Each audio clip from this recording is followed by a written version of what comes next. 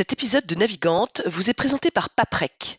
Depuis plus de 20 ans, le leader du recyclage et producteur d'énergie verte est un fidèle partenaire de la voile et a soutenu de nombreux marins, comme Jean-Pierre Dick hier et Johan Richomme aujourd'hui. En 2023, Paprec a été plus loin en donnant son nom à la Transat Concarneau-Saint-Barthélemy, rebaptisée la Transat Paprec. Une épreuve qui marque l'histoire de la course au large, puisque son nouveau sponsor l'a voulu mixte, une grande première. Un engagement fort qui s'inscrit dans la durée, destiné à donner aux femmes skippers une nouvelle place pour s'exprimer. Ce qu'elles ont d'ailleurs fait avec talent et pugnacité sur cette première édition courue en double mixte qui a donné envie à nombre d'entre elles de remettre ça en 2025.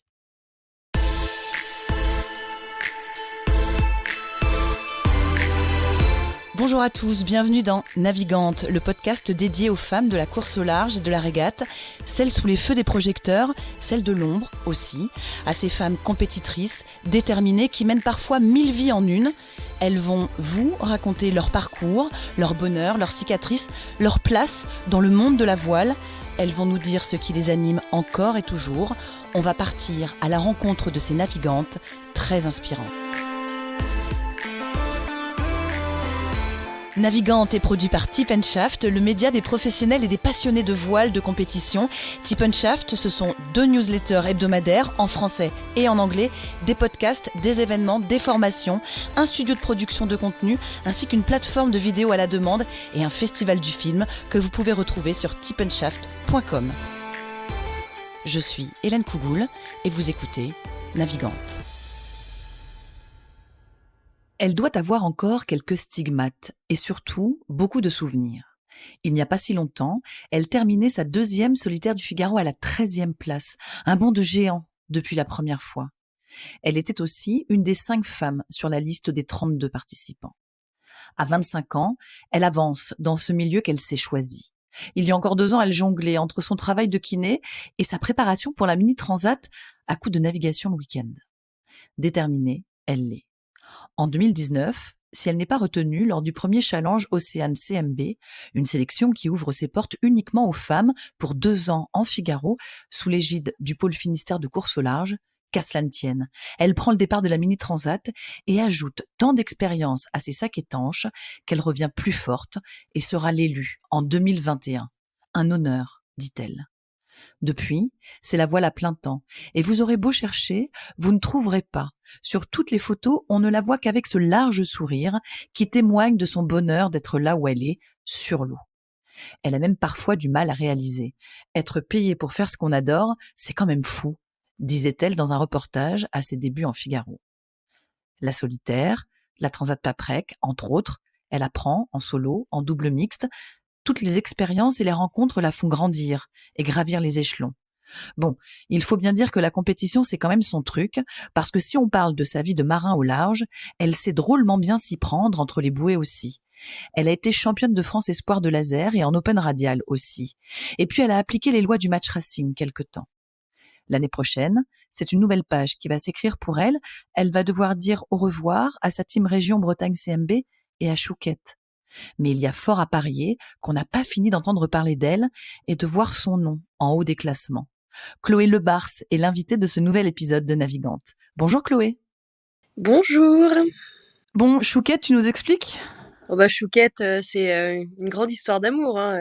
J'ai rencontré Chouquette, mon super Figaro au sein de la filière Bretagne CMB il y a 2 ans maintenant et ça fait 2 ans que je passe le plus grand de mon temps en fait avec Chouquette, donc c'est mon meilleur allié dans la vie en ce moment.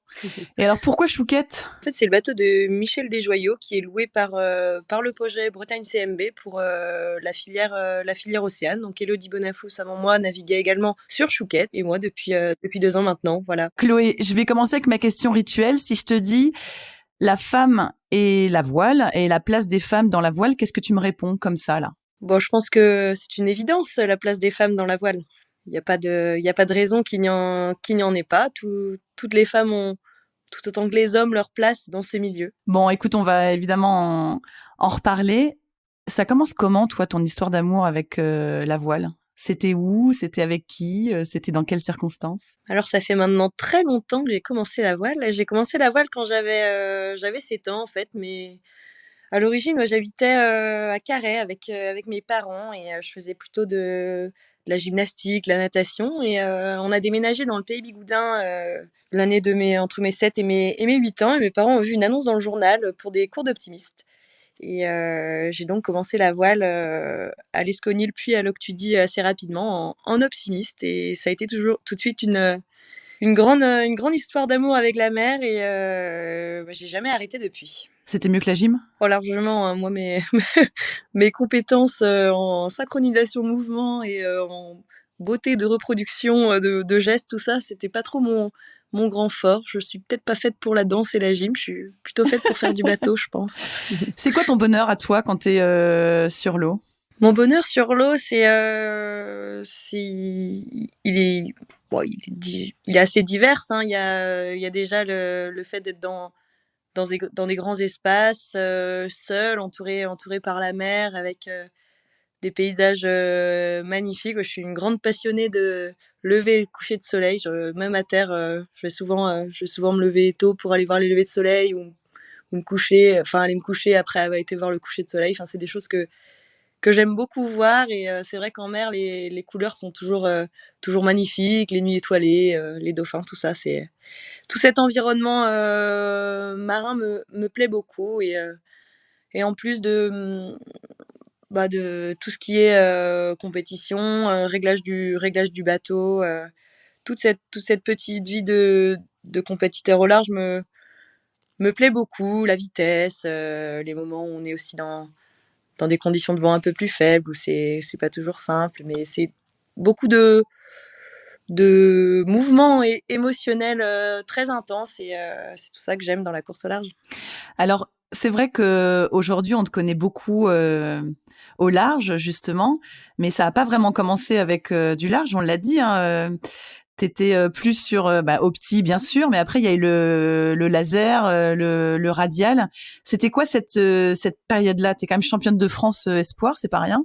Ouais, alors en fait, à l'Octudie, après avoir fait de l'optimisme, moi j'avais fait un petit peu de catamaran. Je naviguais du coup en double et quand j'ai déménagé avec mes parents dans la région de Lorient, ils proposaient pas de catamaran au centre nautique à Lorient et je me suis donc orientée vers le laser. Au début, j'aimais pas trop et en fait, j'en ai fait pendant beaucoup d'années parce que j'ai commencé, je devais être en troisième et puis j'en ai fait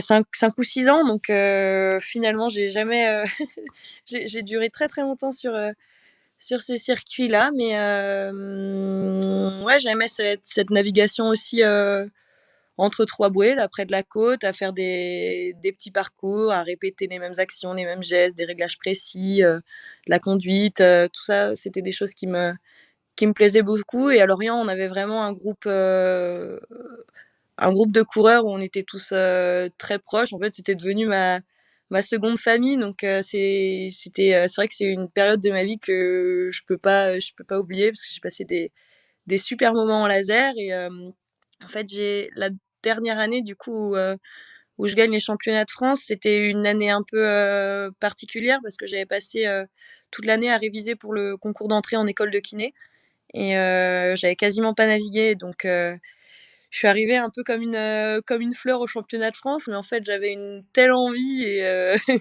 c'était un tel plaisir de retourner naviguer après cette année de difficulté que j'ai tout donné et puis, j'ai fini par gagner. Parce que tu étais sans pression aussi justement ou pas?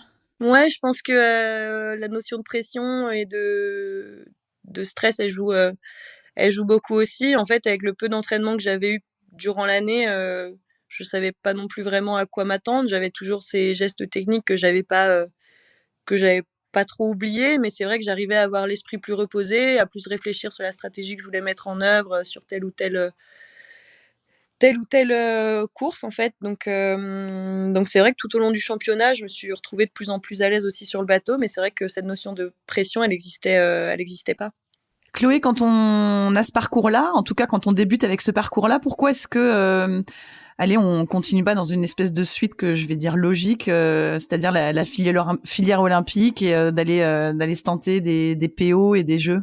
Bah, c'est pas forcément ce qui m'attirait le plus dans la voile de manière générale. C'est vrai que le côté, aventure, c'est quelque chose qui me tentait aussi et puis j'ai eu l'opportunité grâce à la, sélection, jeunes bretons avec, Stéphane Cros et Damien Cloirec de découvrir un petit peu le Figaro et aussi l'opportunité de participer à la sélection, Bretagne, CMB en 2019 quand Élodie a gagné et c'est vrai que ces 2 semaines de sélection, m'ont donné vraiment envie d'aller faire du large et je me suis un peu lancée sur un coup de tête à me dire: «Bon allez, j'ai pas gagné la sélection mais je vais aller faire du mini» et je me suis lancée un peu comme ça dans la course au large. Au final, j'ai vite accroché et je pense que j'aurais du mal à vouloir en ressortir. Ah bah, quand on voit ton sourire, oui, on t'imagine mal ailleurs, en fait, hein, ça c'est sûr. Justement, cette première sélection alors c'est en 2019 hein, que le CMB ouvre ses sélections que pour les femmes, hein, donc cette filière Océane. Donc c'est Élodie Bonafou, comme tu le dis, qui va être là sélectionnée cette année-là. Toi, tu en tires quoi de cette non-sélection, justement? Bah, en fait, pour moi, cette sélection, elle était un peu particulière parce que j'étais en dernière année d'études de kiné à ce moment-là. Donc, en fait, c'était la semaine de sélection, c'était pendant ma semaine de révision. Donc Bah, déjà, décidément, entre il y les avait championnats de France de laser et puis du coup, ça tombait plutôt mal. Donc au final, j'ai pris beaucoup d'expérience et d'envie de revenir, grâce à cette semaine de sélection. Mais c'est vrai que je me suis dit qu'au final, c'était pas l'année où fallait que je gagne parce que j'avais aussi envie de bien finir mes études et avant de me lancer complètement dans la course au large. Pour moi, je trouve ça important d'avoir fait des études avant et d'avoir un diplôme avant de se lancer dans ces aventures nautiques. Donc quand je suis arrivée sur la sélection suivante, au moins, j'étais, libre niveau études, quoi. pourquoi c'était si important d'avoir ce bagage d'études, justement, d'avoir ce diplôme en poche? Bah, parce que je pense que c'est quand même pas toujours, facile de trouver des partenaires, donc je me dis qu'il y a peut-être des moments où il faudra que je revienne, vers un travail un peu plus, je sais pas comment dire, un peu plus À pas terre. normal, mais un peu plus, à terre, quoi. Et, et j'ai quand même choisi un métier qui me plaît beaucoup également, parce que kiné, c'est quelque chose que j'ai choisi, qui me plaît. J'ai pu un peu exercer quand même après mon diplôme, et c'est vrai que c'est quelque chose qui me plaît. Donc, j'avais quand même envie d'avoir cette validation-là avant de me lancer. Et puis, de toute façon, j'étais jeune, hein. Je pense que être un peu plus mature avant de commencer en course au large, ça aide aussi à progresser plus vite, à voir les choses un peu différemment. Et moi, ça me rassurait en tout cas d'avoir un diplôme avant de commencer. C'est quoi le déclic? Le moment où tu te dis, bah, pour justement te dire que, bah, kiné, c'est super et ça te plaît, tu nous l'as dit, hein, mais que, voilà, ce sera le large. Bah, je pense que ma passion pour la mer et la voile primait quand même sur mon envie d'exercer en kiné. Je pense que c'est quelque chose qui m'attirait tellement que ça aurait été dommage de pas postuler à la sélection Bretagne CMB la deuxième fois. J'ai bien fait parce qu'ils m'ont donné la chance de pouvoir me lancer en course au large en Figaro. Donc c'était une chance énorme. Alors, avant qu'on parle de cette sélection réussie, j'aimerais bien que tu nous racontes à quoi ça ressemble. Alors, on va parler de la mini, évidemment, c'est pas rien. J'imagine que tu as une pensée pour tous ceux qui sont en mer en ce moment. À quoi ça ressemble de bosser la semaine, voire la journée, d'aller naviguer le week-end dans l'optique justement d'aller la faire cette mini. Comment on arrive à répartir son temps, à s'organiser? C'est une vie à 200 à l'heure dans ces coups de temps-là? Bah ouais, c'est vrai que sur mon projet mini, j'avais des petits partenaires, mais il me manquait quand même du budget pour pouvoir réussir à partir sur la mini et à acheter le matériel nécessaire pour partir dans de bonnes conditions. Donc C'est vrai que oui, je travaillais à côté en kiné. J'ai bossé sur 9 mois en kiné sur les 12 mois de projet. Donc, je faisais vraiment juste des pauses pour les courses. Et en fait, ouais, je travaillais du lundi au vendredi au cabinet en kiné, dans un cabinet libéral à côté de Lorient. Et certains midis, j'allais travailler avec un copain sur mon bateau. Pas tous les midis, parce qu'on peut pas prendre des pauses tous les midis quand même. Il y a souvent des patients qui aiment bien venir le midi. Et tous les week-ends, ouais, je naviguais, je m'entraînais ou on bricolait. Enfin, il y avait toujours des trucs à faire, en tout cas sur le bateau. Donc c'est vrai que c'était une vie un peu à 100 à l'heure, hein. Quand je revenais au cabinet le lundi matin et qu'on avait eu des conditions musclées tout le week-end, j'étais aussi cassée que mes patients. Mais non, j'ai beaucoup appris de ce rythme de vie. En fait, j'aime bien être à 100 à l'heure comme ça tout le temps. Donc c'était absolument pas un problème. C'était plutôt positif, je trouvais. C'était quoi l'émotion d'être au départ de cette mini transat? Donc on est en 2021. Ouais. Bah, c'était des émotions vraiment très très fortes parce qu'en fait, là j'ai eu une chance énorme parce que j'ai fait mes qualifications quand même en un temps record et j'ai eu la dernière place. Il y avait 84 personnes qui devaient partir à l'origine et au final ils ont réouvert 6 places et du coup j'ai eu la dernière place, la 90e place. Donc en fait c'était même pas gagné d'avance que je puisse partir. Et du coup, petit coup de bol du destin, j'ai pu me lancer sur la ligne. Donc c'était bah déjà je me sentais en émotion, je me sentais très chanceuse d'être là. Et il y avait quand même une grosse part de stress parce qu'en fait sur mon projet mini j'avais pas eu l'occasion de faire des courses avec des grandes distances. Donc je partais vraiment sans savoir dans quoi je me lançais. Et du coup il y avait un petit peu ouais, cette émotion de stress, de où je vais et en même temps tellement heureuse de partir et de concrétiser le projet. T'en gardes quoi de cette traversée, de cette transat? J'en garde des, des bons souvenirs, je pense, mais pas que non plus, parce que c'est vrai que bah, tout ce qui est gestion de la solitude en mer, la deuxième étape a quand même duré 18 jours et j'ai pas toujours, ça n'a pas toujours été simple d'être seule sur le bateau. C'est vrai que je pense que ça s'apprend d'être seule en mer. Avec l'expérience, on finit par être à l'aise. Maintenant, c'est quelque chose qui me pose absolument plus de problème. J'aime beaucoup ça même maintenant. Mais c'est vrai que en mini, ben, sur la deuxième étape, il y a des moments où oui, c'était pas simple. Et je pense que justement, j'ai grandi, j'ai appris beaucoup sur moi et sur la navigation aussi en solitaire, sur comment naviguer dans les alizés. Et ça, bon, je pense que c'était une force pour arriver en Figaro ensuite. Qu'est-ce qui est, moi, simple terrienne, je ne me rends pas compte. C'est quoi qui est pénible, justement, quand on est seul en mer et qu'on apprend cette chose-là?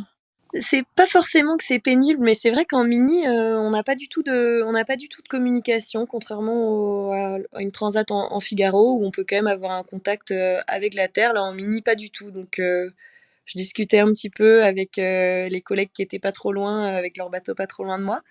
Mais sinon, c'était surtout ouais, de pouvoir parler à personne, vraiment avoir l'impression d'être seule, alors que je suis plutôt quelqu'un de sociable, qui aime beaucoup voir des gens et qui aime beaucoup partager. Et du coup, ça faisait un peu bizarre en fait. C'est juste que je suis pas habituée j'étais pas habituée à ça. Donc, mais je pense que du coup, ça m'a permis quand même d'apprendre beaucoup sur moi et c'était vraiment très formateur. Alors, forte de cette première mini transat, comme on le disait tout à l'heure dans l'introduction, hein, rater une fois, ça t'embête pas, tu y retournes. Et donc plus forte justement de cette mini, forte de cette nouvelle expérience, tu vas retourner à la sélection Océane. Et là, tu dis souvent, puis tu nous l'as dit tout à l'heure, j'étais mieux préparée, j'étais plus mature. Tu l'as abordé comment cette sélection cette fois-ci, 2 ans après? Bah, je savais que sur cette sélection, j'avais mes chances au moins de passer en finale parce que en fait la sélection ouais, elle est en deux parties. Il y a une bah, non, elle est en trois parties. Il y a une sélection sur dossier où on nous emmène en phase de semi-finale où on est 9 à naviguer, à faire des tests physiques, tout ça. Et ensuite, sur ces 9, il y en a 3 qui sont prises pour aller en finale. Et du coup, chacune sur son bateau, on fait juste des courses les unes contre les autres et on voit celle qui gagne plus de courses. Et l'objectif principal, déjà, c'était de passer en finale parce que j'avais fait beaucoup de solitaire. en 2 ans, entre les 2 sélections et j'avais pas du tout refait de Figaro par contre avant de revenir sur la sélection, j'avais pas eu le temps. C'était un peu trop short entre l'arrivée en Guadeloupe et la sélection. Mais non, j'arrivais, un petit peu plus confiante au moins sur mes capacités techniques, mes connaissances théoriques en météo et oui, je me disais que quand même celle-là, j'aimerais bien la gagner donc je me suis donné les chances de réussir et c'est vrai que ça se jouait beaucoup au mental après une mini qui était quand même un petit peu fatigante, il fallait aller chercher dans ses ressources les plus profondes pour réussir à l'avoir et du coup, j'étais super heureuse d'avoir réussi. Il y a eu un film sur la sélection de l'année dernière. On voyait les filles qui devaient passer une espèce de grand oral à la fin. Il y avait ça, vous aussi, à l'époque, le grand oral de la fin? Le film, il était sur la sélection, Massif. Du coup, c'est un peu différent, mais ça ressemble un petit peu en termes d'évaluation. Nous, on n'avait pas de grand oral, mais par contre, on avait, oui, on passait un moment devant un jury où on avait des questions théoriques et techniques sur le bateau, sur la météo et sur d'autres domaines abordés en course au large. Je voulais juste savoir à peu près à quel niveau on était pour savoir si ça le faisait ou pas. Et du coup, c'est vrai que non, on n'avait pas de grand oral, non. Bon, ça y est, t'es sélectionnée. Il va y avoir ces 2 années géniales. Je ne fais que citer tes mots. Je suis allée voir sur ta page Facebook. Tu as dit que c'était 2 années géniales qui vont commencer. D'abord, au-delà de la joie d'être sélectionnée, j'aimerais bien avoir ton avis justement sur cette filière, cette filière qui est Océane, qui est justement ouverte pour les femmes. Parce que c'est assez récent, évidemment. Non pas que les filières d'avant aient été fermées aux femmes, mais bon, c'était quand même souvent des gars qui gagnaient. De donner exclusivement sa chance aux femmes sur ces filières-là, c'est quoi ton point de vue là-dessus? C'est une belle chose parce que ça peut. En plus, quand on voit les résultats des femmes qui ont fait ces sélections, c'est quand même plutôt. Enfin, ça montre que ça fonctionne. Quand on voit Elodie, ce qu'elle fait en résultat maintenant, Charlotte avec la sélection massif aussi qui fait des super trucs. Je pense que ça nous permet vraiment d'intégrer un environnement qui nous donne les clés pour progresser. Et non, je pense que c'est une très belle initiative pour les femmes qui veulent se lancer en course au large. C'est super. En plus, on est dans une équipe avec 2 préparateurs, toute l'équipe du pôle qui nous aide et qui nous apporte tout au long de l'année aussi. Enfin, j'ai 2 super collègues, Gaston et Victor, à qui je peux poser toutes les questions que je veux aussi. On travaille vraiment en équipe et cette émulation positive au sein du team Bretagne CMB, elle permet vraiment d'évoluer et de progresser. Et c'est une super belle chose de donner cette opportunité aux femmes d'intégrer la filière. Il était temps? Ouais, je sais pas s'il était temps ou pas, hein. Moi, je suis arrivée pile au bon moment. Au final, je suis arrivée à l'âge où j'avais envie où c'était à peu près le moment pour moi où je voulais faire de la course au large. Et coup de chance, c'était le moment où les sélections commençaient à arriver pour les femmes. Donc, je sais pas s'il était temps ou pas, mais en tout cas, je sais que j'ai eu de la chance que ça se produise à ce moment-là. Est-ce qu'il y a une pression particulière ou je sais pas, une petite appréhension particulière de se dire que on a réussi ça, donc il faut réussir derrière? Je disais que finalement, la pression, j'ai l'impression que c'est surtout toi qui te la mettais plus que l'entourage. C'est comment, justement? Parce que décrocher ces 2 années-là, c'est merveilleux, mais du coup, on le vit comment au début? Toi, tu l'as vécu comment au début? Bah, en fait, toute l'équipe du pôle, ils me donnaient, et même les partenaires, hein, ils me donnaient absolument pas d'objectif de résultat. Le seul objectif et la seule chose qu'on doit leur rendre, c'est juste un investissement à 200 pour progresser. Et en fait, moi, j'avais tellement envie de progresser et me donner à fond que de toute façon, l'objectif était acquis, je pense. Mais non, c'est sûr que moi, je me mets une petite pression particulière en plus parce que j'ai tellement envie de bien faire. Je pense que je suis un petit peu, peut-être un peu perfectionniste sur les bords et ouais, j'ai toujours cette envie de faire mieux et dès que quelque chose n'est pas comme je veux, forcément, je suis déçue. Mais oui, je pense que cette pression, je me la mets je me la mets toute seule et le pôle ne m'a jamais mis de pression en aucun cas. Oui, c'est ce que je lisais souvent dans les articles qui te sont consacrés où tu as été interviewée. Je trouve que ce qui revient très souvent, c'est j'ai envie de bien faire. Ça revient presque à chaque fois. Ça vient d'où ça, cette envie de bien faire?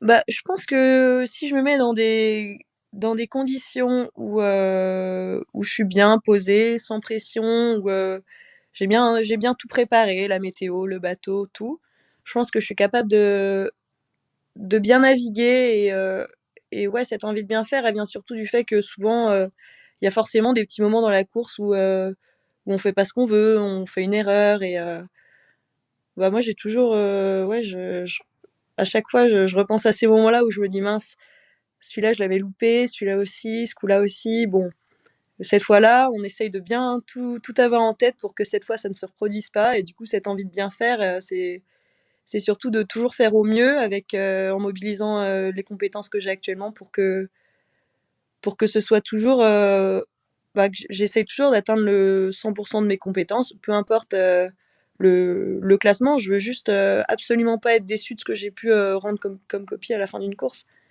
La première solitaire du Figaro. Bah, c'était une très belle expérience. Bah, en fait, déjà en sortant de cette solitaire, j'avais juste envie d'y retourner, donc je pense que c'était plutôt positif.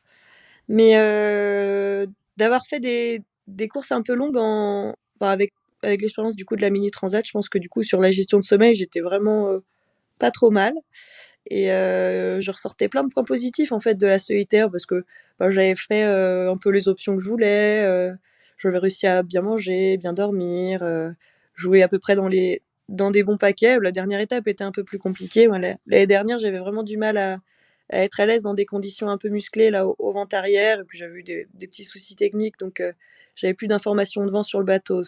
Ça ne m'aidait pas trop Non. à faire ce dernier bord de traversée du golfe de Gascogne dans plus de 25 nœuds. C'est vrai que sans info de vent, c'était un peu moins facile. Mais j'en ai ressorti vraiment que du positif et bah, le point le plus important du coup à bosser cette année, c'était justement, naviguer dans des conditions musclées et réussir à être à l'aise et bah, ça aussi c'est acquis maintenant parce qu'en fait, bah, maintenant quand il y a moins de 18 nœuds de vent au vent arrière, je trouve ça long quoi. Maintenant j'aime bien, j'aime bien que quand il y a des conditions musclées au vent arrière quoi, donc c'est assez marrant ce changement finalement. J'arrive à être, une fois que j'ai pris en main tel ou tel, critère, telle ou telle condition, telle ou telle chose, au fur et à mesure des entraînements finalement, tout le monde finit par progresser et être à l'aise donc faut juste continuer à s'entraîner et jamais rien lâcher. Chloé, justement, quand tu nous parlais de cette première solitaire et de ce dernier bord dans 25 nœuds et plus sans information de vent, c'est très compliqué dans ces coups de temps-là. Toi, la navigatrice que t'es comment? Tu t'énerves, tu t'accroches à quoi, t'as peur, quelle est la Chloé navigatrice dans ces moments-là? Parce que l'année dernière, oui, dans ces conditions, bah, j'avais peur, j'étais pas à l'aise dans les manœuvres, j'appréhendais de faire, des cocottes d'été, tout ça, ce qui est arrivé d'ailleurs du coup, à force d'appréhender la chose et de trop la penser, elle finit par arriver. Donc j'ai fait une magnifique cocotte d'étai, j'ai dû commencer à essayer de monter au mât. Au final, je pouvais pas, il y avait 3 mètres de houle, c'était beaucoup trop dangereux. Donc au final, je trouvais pas de solution pour réussir à démêler mon speed l'étai. Ça devenait, ça devenait assez critique. J'ai dû le couper, renvoyer un autre parce que j'avais le petit spi de base. Au final, j'ai dû renvoyer le grand spi. Mais sauf que le grand spi sans info de vent, vu qu'il y avait quand même trop de vent, je pense, ça le faisait pas du tout. Donc c'était vraiment riche en apprentissage, mais c'est vrai que le stress et la peur étaient vraiment, augmentés, liés à ma fatigue, je pense. Parce que fin de troisième étape de solitaire, quand c'est une première solitaire, c'est toujours dur de réussir à jauger le temps qu'on doit dormir entre les étapes, comment se reposer correctement et ouais, sur la troisième étape, j'étais fatiguée, donc sur une fin de troisième étape, là, j'étais vraiment très fatiguée. Et maintenant? Facile? Maintenant ça va, ouais. Maintenant, j'ai pas mal progressé déjà sur les réglages du pilote, sur la conduite du bateau, les réglages du bateau. Donc c'est plus des conditions qui me font peur et j'ai plus la notion de timing, enfin de force de vent à laquelle faut changer de voile aussi, à laquelle faut mettre un riz, à laquelle, juste la connaissance, plus approfondie du bateau cette année me permet d'être beaucoup plus à l'aise et j'ai eu la chance de naviguer avec des personnes expérimentées, Ronan Tressard et sur beaucoup de courses durant l'année dernière et un peu cette année, et aussi avec Hugo Dallène, avec qui j'ai navigué vraiment toute l'année en fait, quasiment là, tous les entraînements c'était avec Hugo, et on a souvent eu des conditions un peu musclées où on pouvait régler le bateau tous les deux, et ça me permettait de progresser et de voir qu'est-ce qui allait pas. Et c'est vrai que maintenant en solitaire, dans ces conditions-là, bon, ma seule crainte, c'est de gérer suffisamment bien mon sommeil sans rester forcément à la barre tout le temps, même si on va toujours plus vite quand on est un peu à la barre. Il y a toujours ce petit dilemme, quoi. Mais non, maintenant j'aime bien ces conditions, et bon, je sais pas, maintenant il y a plus beaucoup de conditions que j'aime pas trop, par quand il y a vraiment pas de vent ou où la pression monte un peu, et c'est difficile de rester patient. Mais sinon non, je suis plutôt bien à l'aise dans toutes les conditions. Il faut juste continuer à progresser hein, sur les réglages, sur la stratégie, tout ça, mais ça va. Tu parlais de Ronan et d'Hugo, justement, j'allais y venir. Donc Ronan Tressard, qu'on connaît bien évidemment sur le circuit Figaro, et Hugo Dallène qui lui a remporté la mini quand toi tu l'as disputé. Qu'est-ce que vous avez appris les uns des autres, notamment avec Hugo, vous avez fait la Transat Paprec. Vous terminez 6e tous les deux. Cette transat mixte, vous avez appris quoi l'un sur l'autre sur la navigation entre un homme et une femme sur un même bateau, voulu par le sponsor Paprec pour cette transat? Déjà avec Hugo, quand on a commencé les entraînements ensemble, même si lui, il a quand même un petit palmarès qui fait qu'il aurait pu être... il aurait pu dominer, entre guillemets, sur le bateau, l'idée. Au final, vu que c'était moi qui avais une plus grande connaissance du Figaro, même si ça faisait qu'1 an que j'en faisais, du coup, on arrivait à beaucoup partager sur comment je pense qu'il faut le régler, comment lui pense. Et on a vraiment beaucoup progressé ensemble, et je pense que c'est grâce à lui et à ce travail commun que maintenant, j'arrive à faire aller plutôt vite mon bateau. Et je pense que du coup, ouais, cette collaboration, elle était vraiment super. Et sur la transat, on ne se voit pas énormément sur une transat quand même, parce qu'on on fait des quarts, on faisait des quarts de 3 heures, nous, et toutes les 3 heures, on changeait la personne qui était sur le pont ou la personne qui rentrait dans le bateau. Donc, on parlait pendant un quart d'heure, le temps de dire, bon, moi, je pense ci, je pense ça. Et puis, on avait décrété avant la transat que pour que je progresse en météo, c'était à moi de faire tout le travail météo. Donc, pour le coup, ça, c'était vraiment bien, parce que même si c'était moi qui faisais tout ce travail, il me donnait son avis quand même, il regardait un petit peu les fichiers et tout, mais il me donnait vraiment son avis, et c'était très constructif de travailler avec Hugo. J'ai beaucoup aimé cette année à bosser avec lui. Et lui, il dirait quoi? Parce que tu dis qu'il t'a appris des choses, mais qu'est-ce que tu lui as appris, toi, Hugo? Oh, moi, je lui ai appris à supporter une bavarde pendant 3 semaines de course.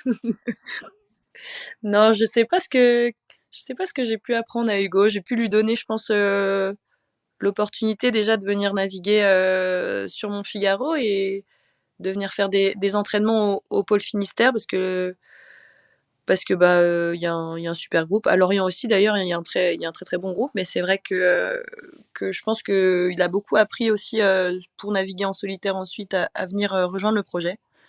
Donc je sais pas si personnellement je lui ai appris des choses, mais en tout cas au moins ce travail de groupe, en tout cas je pense qu'il a été bénéfique pour lui pour sa saison.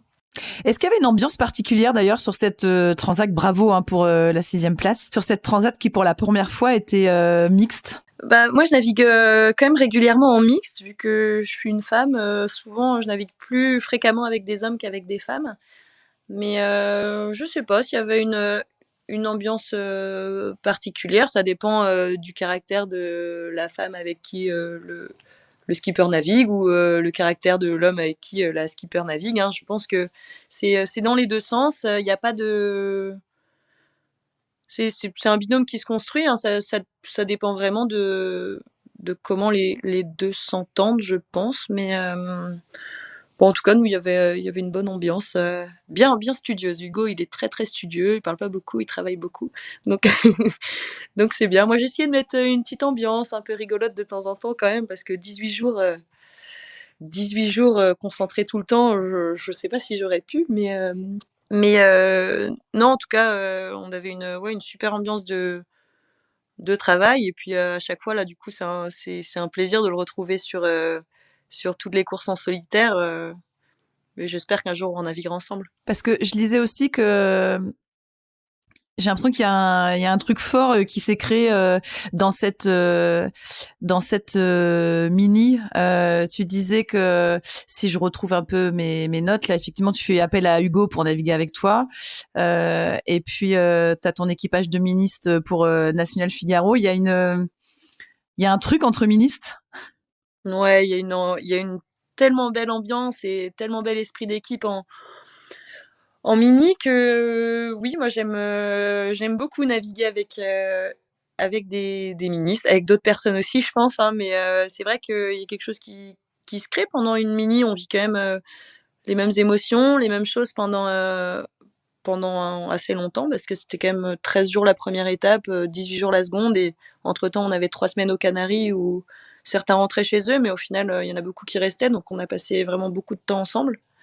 Et ouais, j'aime beaucoup naviguer avec des ministres. Là, sur le national l'année dernière, c'était un équipage, le National Figaro, c'était un équipage 100% de mini. Et cette année, ça y est, j'ai trouvé la dernière pièce du puzzle ce matin même pour rejoindre mon équipage 100% mini, encore une fois. C'est qui tes idoles, Chloé? Est-ce que tu as des idoles? Est-ce que tu as des modèles? Allez, on va enlever le mot idole, on va dire modèle. On va plutôt dire modèle, ouais. Moi, mes modèles femmes, ce serait Samantha Davis. J'ai suivi tout ce qu'elle a fait depuis toujours. Enfin, moi, l'image que j'ai en tête quand je vois Samantha Davis, c'est son IMOCA Roxy. Enfin, avec quand on est une petite fille comme ça, moi, j'avais des paillettes dans les yeux.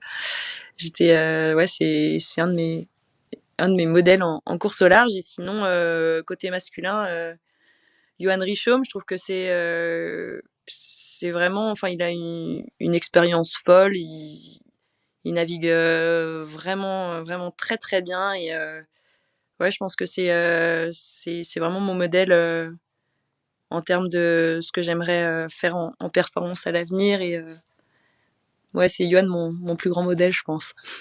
Et quand tu parlais de Sam et de toi, petite fille, qu'est-ce qu'elle réveillait et réveille chez toi?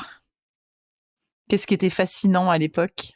Moi, je trouvais ça dingue d'aller faire le Vendée Globe comme ça. Je suivais ça juste à la télé, hein, de chez moi, parce que mes parents, ils ont fait un petit peu de voile, mais pas tant. C'est vrai qu'ils ont jamais été du tout dans le milieu de la course au large, donc c'était un petit peu, quand je la regardais, ça me faisait rêver. Après, je sais pas si le fait que ce soit une femme, je pense que du coup, j'ai pu aussi peut-être m'identifier un petit peu avec son bateau rose. Puis ma marque de vêtements préférée quand j'étais petite. Enfin voilà quoi, c'était l'ensemble faisait que ça m'a donné un peu envie quand même à cette époque-là aussi de d'aller faire du bateau. Et quand tu parles de Johan et de sa façon de faire et du marin qu'il est et que c'est inspirant, ça veut dire quoi? Ça veut dire que c'est quoi le rêve ultime pour toi? Bah, moi sur du long terme, j'aimerais bien faire un Vendée Globe. Pas dans l'immédiat du tout, hein, parce que je sais que j'ai encore beaucoup de choses à apprendre. Et moi, j'aime bien voir les choses de manière progressive, attendre d'être compétente sur quelque chose avant de passer à autre chose.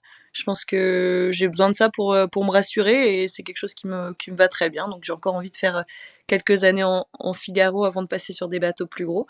Mais, euh, mais ouais, j'aimerais bien faire un projet Vendée Globe un jour, et faire des projets gagnants, ce serait chouette aussi. Je vais me laisser le temps avant de progresser sur des bateaux plus petits, en Figaro, et puis peut-être faire du classe 40 après, avant d'aller faire de l'IMOCA un jour. Mais c'est quelque chose que je vois sur du très long terme. Et après, naviguer en équipage sur des Volvo Ocean Race, c'est quelque chose qui me fait rêver aussi, hein, parce que c'est en équipage qu'on apprend le plus, je pense, pour prendre en main des bateaux aussi gros. Et c'est vrai que des projets aventure, ça me plairait beaucoup, mais des projets de performance également, quoi. Ça va ressembler à quoi, Chloé, ton année prochaine? Alors, pour l'année prochaine, je vais continuer en Figaro. J'ai trouvé une partie de budget pour pouvoir continuer en Figaro l'année prochaine. Il me manque encore des partenaires pour que le projet soit bien ficelé, on va dire. Mais pour l'instant, je vais quand même me relancer en Figaro. Voilà. Parce que, bon, tu nous en dis pas tellement plus, mais bon, parce qu'effectivement, quand il y a ces 2 années, voilà, on donne sa chance à une femme pour aller faire du Figaro sous les couleurs du CMB. Il y a forcément un moment, ça s'arrête au bout de 2 ans. Hein. Comment on capitalise justement sur ces 2 années-là? Comment on fait pour que ça s'arrête pas juste après? Comment on arrive à se vendre? Est-ce que tu as trouvé que les sponsors, parce que c'est ça aussi qui joue, sont plus ouverts? Comment toi, tu as abordé la chose? C'est pas forcément très, très facile de se vendre, mais faut réussir grâce à ce projet à contacter les personnes qui nous accompagnent autour de ce projet justement pour se faire aider, pour faire un dossier de partenariat, pour savoir quelle est la démarche pour, je sais pas, monter sa société, pour des choses comme ça.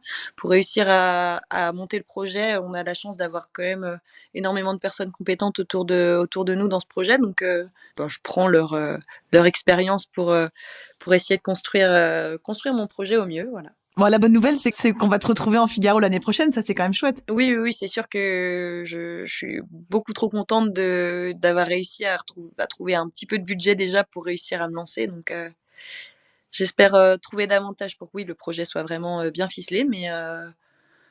Mais en attendant, je suis très très heureuse de pouvoir continuer en Figaro. J'aurais été vraiment déçue que ça s'arrête en si bon chemin. Sur ta page Facebook, je le disais, donc tu dis merci à tout le monde, merci à Chouquette, merci à la team CMB, tu dis merci à ta famille et merci à ma famille et mes amis de m'avoir soutenu sans faille dans ces projets un peu fous. Ils ont été là à quel point? Ça a été important à quel point? Bah pour moi c'est un élément motivationnel hyper important en fait. Je suis ça me il me booste en permanence parce que ils sont tellement heureux de voir que je fais un projet qui me plaît, où je suis heureuse, qui me tient à cœur comme ça, ils sont toujours là, ils comprennent mes absences, ils comprennent que oui, je puisse pas venir à tous les repas de famille. Mais ils sont toujours là, ils restent toujours disponibles. Mes parents, ils sont venus à quasiment toutes les étapes encore de la solitaire cette année. Oui, mes amis, ma sœur, mon frère, ils m'envoient des messages tout le temps pour m'encourager. Enfin, ils sont vraiment super chouettes avec moi et ça me fait beaucoup de bien de savoir que je suis soutenue par mon entourage.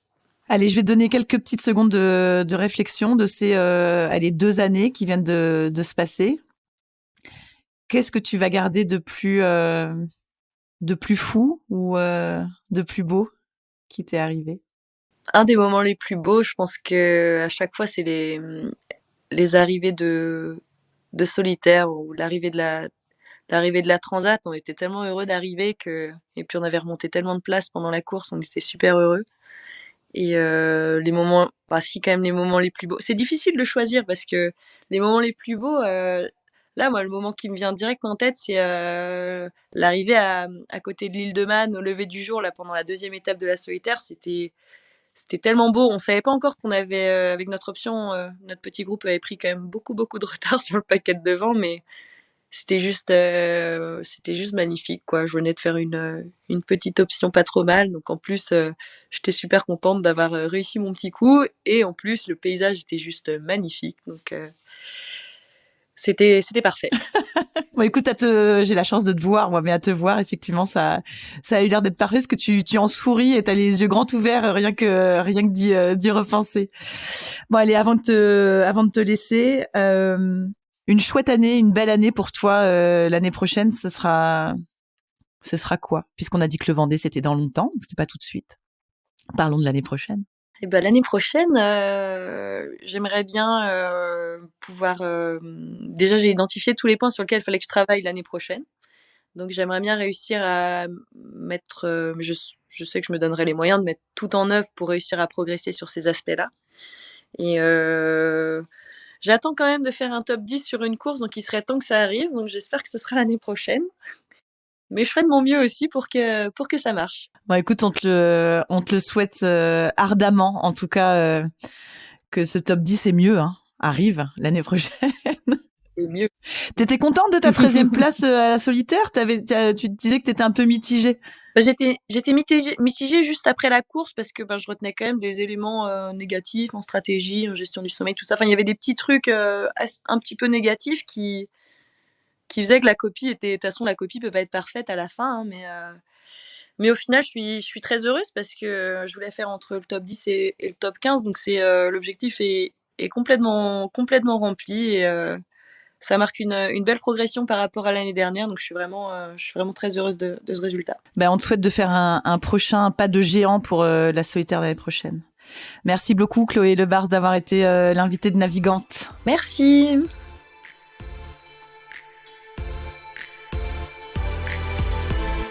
Merci d'avoir écouté cet épisode de Navigante, produit par Tip & Shaft. N'hésitez pas à nous dire ce que vous en avez pensé, n'hésitez pas non plus à le partager. Et si vous souhaitez suivre l'actu de la voile de compétition, abonnez-vous à la newsletter de Tip & Shaft, c'est gratuit, elle est envoyée chaque vendredi à 17h. Et pour vous inscrire, ça se passe sur tipandshaft.com. À bientôt.